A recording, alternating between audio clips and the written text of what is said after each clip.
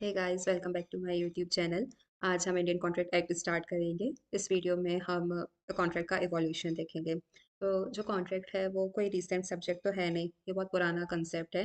जैसे ये एक्ट 1872 का है, तो मतलब इससे पहले भी जब कॉन्ट्रैक्ट होते थे तभी तो ये एक्ट आया है ना। तो अब जैसे आप कुछ सेक्शंस देखोगे इस एक्ट में कि सेक्शन 3, सेक्शन 4, सेक्शन 5 जो कम्युनिकेशन से रिलेटेड हैं। और जैसे एक्ट 1872 का बना है, तो उस टाइम पे जो कम्युनिकेशन है वो बाय पोस्ट हुआ करते थे। अब के ज़माने में है हम व्हाट्सएप, टेलीग्राम, इंस्टाग्राम इन सब के थ्रू अपनी चीज़ों को कम्युनिकेट करते थे। तो पहले के टाइम पे कॉन्ट्रैक्ट है वो किसी और फॉर्म में प्रेवलेंट था, आज किसी और फॉर्म में है। जस्ट ऐसा ऐसे इवोल्यूशन हुआ है और कुछ भी नहीं है। बहुत बेसिक कंसेप्ट है। आपको इतना मज़ा आएगा पूरी सीरीज़ में कि आप बोलोगे कि ये तो कुछ भी नहीं था। मतलब इतना सिंपल है कॉन्ट्रैक्ट। ओके, तो आज हम स्टार्ट करते हैं इवोल्यूशन से। अब बार्टर सिस्टम था 18 सेंचुरी में प्रेवलेंट। उस टाइम पे money as a medium of exchange नहीं था, मनी एज अ मीडियम बहुत बाद में आया है उस टाइम पे। लेकिन लोग तभी भी कॉन्ट्रैक्ट किया करते थे। अब कैसे करते थे, जैसे सब एक एग्जांपल ले लो कि एक पर्सन है ए और एक पर्सन है बी। ए को चाहिए है शूज़, बी को चाहिए है वीट। ठीक है, और ये बहुत ज़्यादा क्लासिक एग्जांपल है, आप इसको बहुत बार सुनोगे। तो अब ये दोनों पर्सन्स हैं, ये मार्केट में जाते हैं और ये सर्च करते हैं कि मुझे तो शूज़ चाहिए। किसी के पास अगर शूज़ मिल रहे हैं तो मैं शूज़ ले लूँ। बी सर्च करता है कि यार मुझे वीट चाहिए घर के लिए, तो किसी के पास अगर वीट मिल जाए तो मेरा काम बन जाएगा, है ना। तो अब याद रखना कि ए के पास में है जो वीट है और बी के पास में शूज़ हैं, बट उन दोनों को ये चीज़ नहीं चाहिए जो उनके पास में है, उन दोनों को एक दूसरे की चीज़ चाहिए है।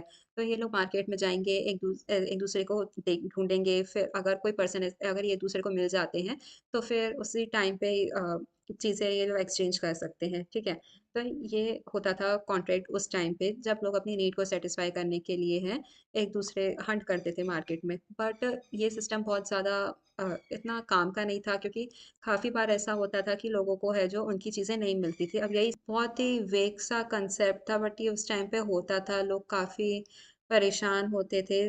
फिर लेटर पीरियड ऑफ टाइम में तो वो मनी आ गया, तब तो फिर भी चीज़ें सॉर्ट हो गई। तो ये बार्टर सिस्टम के टाइम की बात था। अब आते हैं, हम हिंदू लॉ पढ़ेंगे और इस्लामिक लॉ पढ़ेंगे, क्योंकि मेन इन्हीं दो के कंसेप्ट ज़्यादा इम्पोर्टेंट है, तो हम इनके देखेंगे। अब हिंदू लॉ में भी हम इसका फर्दर क्लासिफिकेशन करेंगे ऋग्वैदिक पीरियड में और एंशियंट मिडिवल पीरियड में। ऋग्वैदिक पीरियड में क्या आता था कि स्मृतिज होती थी। स्मृति मतलब होता है सुनी सुनाई बातें। जैसे हमारे जो आज के ज़माने में तो बहुत कम बच्चे हैं जो अपने ग्रैंड पेरेंट्स के साथ बैठते हैं, उनकी बातें सुनते हैं। बट जैसे हमारे फादर मदर्स की, हमारे पेरेंट्स की जो जनरेशन रही है, वो अक्सर बैठा करते थे अपने ग्रैंड पेरेंट्स के साथ में। मेरे ग्रैंड पेरेंट्स उनको काफ़ी सारी स्टोरीज सुनाते थे। और आपने सुना होगा दादी माँ की कहानियाँ नानी की कहानियाँ। तो ऐसे ही पुराने ज़माने में क्या होता था कि उस टाइम पे नोट पैड्स, कॉपीज, स्लेट्स ये सब कुछ अवेलेबल नहीं होते थे। तो लोग क्या करते थे कि अपनी जो अपकमिंग जनरेशन है उनको सारी चीज़ें हैं जो पास ऑन किया करते थे एंसेस्टर्स उनके। ठीक है, तो उनको ये सारी जो चीज़ें हैं अपने रिलीजन से रिलेटेड या और दूसरी चीज़ें हैं, वो सब अपने माइंड में रिटेन करते थे लोग और फिर उसको आगे की जनरेशन को पास ऑन किया करते थे। तो ये होता था स्मृति। अब उस टाइम पे ना दो बातें कॉन्ट्रैक्ट से रिलेटेड बहुत ज़्यादा बोली जाती थी कि अगर आपने अपना कर्जा नहीं चुकाया तो आपका रीबर्थ होएगा as a slave, as a servant या as a beast. Okay, then एक दूसरी बात ये होती थी कि अगर अगर आपके पापा हैं और उन्होंने अपना लोन नहीं चुकाया है, तो जो आपको है उनका लोन चुकाना पड़ेगा, भले ही आपने उनकी प्रॉपर्टी को, आपको उनकी प्रॉपर्टी मिली है नहीं मिली है, डजेंट मैटर। ये हो गई ऋग्वैदिक पीरियड की बातें। अब आता है एंशियंट मिडिवल पीरियड। तो एंशियंट मिडिवल पीरियड में हम दो देखेंगे, शास्त्राज और ये चंद्रगुप्त मौर्य का पीरियड। तो अब पहले के टाइम पे तो स्मृतिज थी। ठीक है, तो उस टाइम पे नोट पैड, नोटबुक्स वगैरह ये सब कुछ नहीं होता था। शास्त्राज जब आए तब फिर भी थोड़ा कुछ चीज़ें थी वो रिटर्न फॉर्म में थी।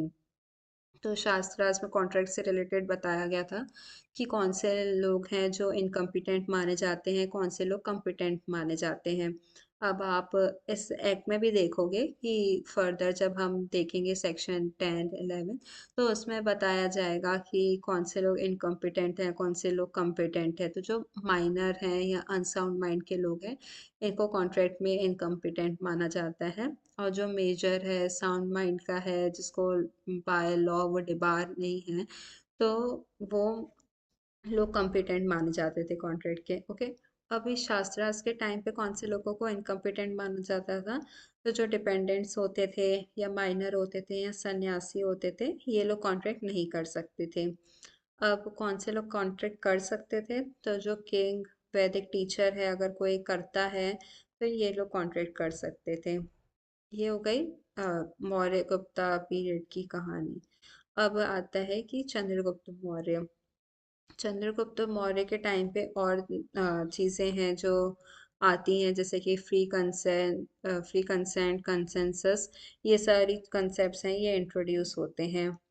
इस एक्ट में भी है कि फ्री कंसेंट क्या होता है, जो कि अनड्यू इन्फ्लुएंस, कोerशन इनसे कॉज नहीं होता। मतलब आपने अपनी फ्री विल से है जो सारी टर्म्स एंड कंडीशंस को अच्छे से पढ़ के है जो अगर कोई कॉन्ट्रैक्ट में एंटर हुए हो तो वो कॉन्ट्रैक्ट वैलिड है, अदरवाइज वो कॉन्ट्रैक्ट वॉइड है।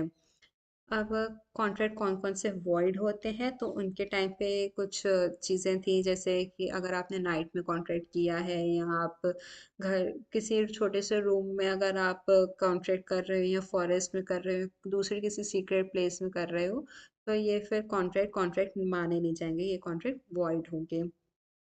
ये हो गया हमारा हिंदू लॉ। अब हम देखेंगे इस्लामिक लॉ। तो इस्लामिक लॉ में क्या था कि जैसे अल्लाह है, उन्होंने मुस्लिम्स के लिए कुरान लिखी थी, ठीक है। तो उसमें उन्होंने सारे प्रिंसिपल्स से लेट डाउन किए हुए थे, जो भी मतलब कि हर चीज़ से रिलेटेड उन्होंने प्रिंसिपल्स लिखे थे उसमें। ऐसे ही उसमें कॉन्ट्रैक्ट के लिए उन्होंने है कुछ जनरल प्रिंसिपल्स लेट डाउन किए थे, कि ये प्रिंसिपल्स तो कॉमन होंगे हर कॉन्ट्रैक्ट में। अब जैसे आप मुस्लिम्स की जो मैरिज होती है उसमें उनको निकाह, उसको निकाह बोलते हैं, और उनकी मैरिज में वो बनता है निकाहनामा। तो उसमें सारी टर्म्स एंड कंडीशंस लिखी रहती हैं, जिसमें दोनों पार्टीज एग्री होती हैं, तभी वो मैरिज है वो वैलिड मानी जाती है। तो उनकी जो मैरिज है वो भी एक काइंड ऑफ कॉन्ट्रैक्ट ही है। ओके। अब आता है introduction of English law in India. तो यू नो कि हमारे ऊपर ब्रिटिशर्स ने इंडिया पे काफ़ी टाइम से रूल किया हुआ है। तो उनके कंट्री में ऑलरेडी है जो कॉन्ट्रैक्ट लॉ था, एग्जिस्ट करता था उस टाइम पे उनके कंट्री में, ठीक है। तो अब वही सेम लॉ वो इंडिया पे लेके आने की कोशिश की है। अब इंडिया तो अपनी डाइवर्सिटी के लिए पॉपुलर है। अब इसमें इंडिया में इतने सारे रिलीजन, हर रिलीजन के अपने अलग अलग प्रिंसिपल्स ऑलरेडी सेट डाउन थे, हर कस्टम अलग थे, यूसेज अलग था। तो उनको बहुत ज़्यादा प्रॉब्लम हो रही थी कि जो वो एक्ट लेके आए थे उसको इंडिया में इफेक्टिव बनाने के लिए उन्होंने कोशिश की थी कलकत्ता, मद्रास और बॉम्बे कोर्ट्स के थ्रू में, बट नहीं कर पाए।